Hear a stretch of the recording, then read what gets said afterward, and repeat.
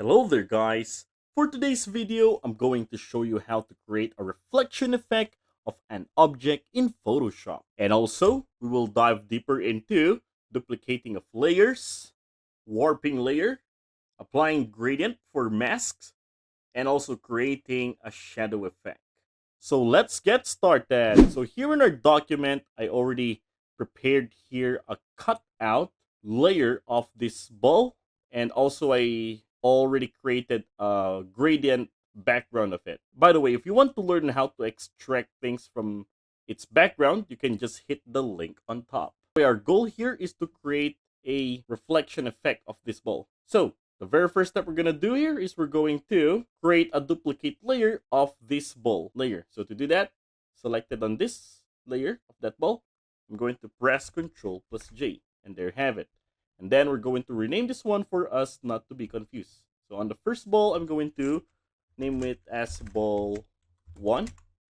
And then for the other layer, let's rename this one as reflection.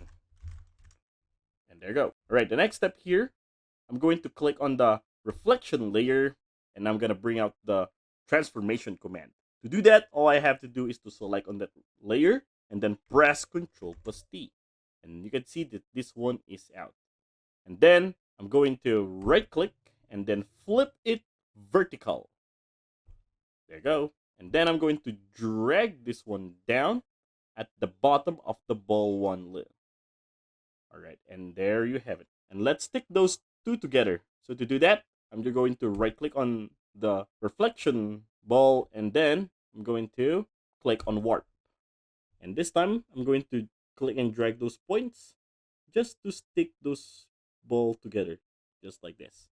And then press enter. And by the way, if you find this video helpful so far, please consider subscribing to help YouTube algorithm show my videos to other nerds like us. So as if you have noticed here on our canvas, we just created this mirror effect like of the ball.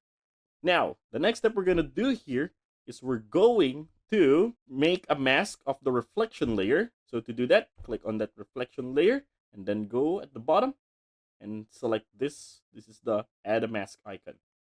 And there you go. I'm going to click on the thumbnail, this white thing that we just created, the mask. And then I'm going to the menu bar and find gradient. And there you go. Click on this. For the options on top, I'm going to click on this. Yes, this one. And then for the color, yeah, just have to click on this.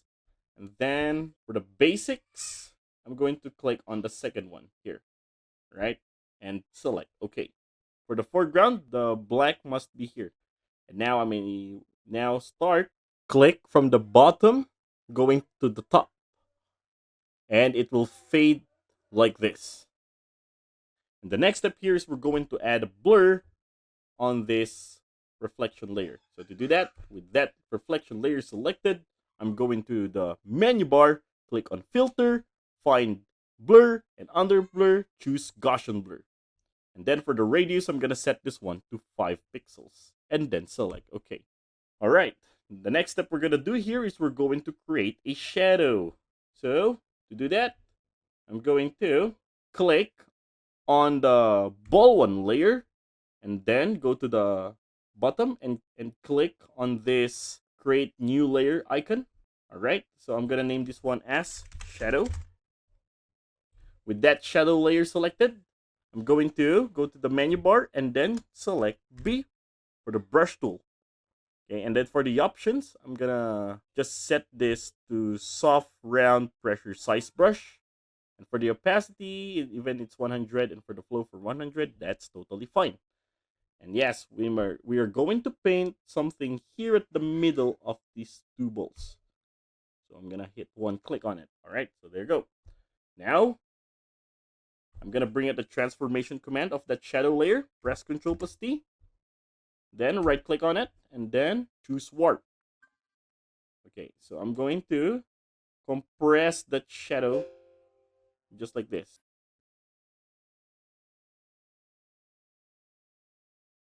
All right, and then press enter.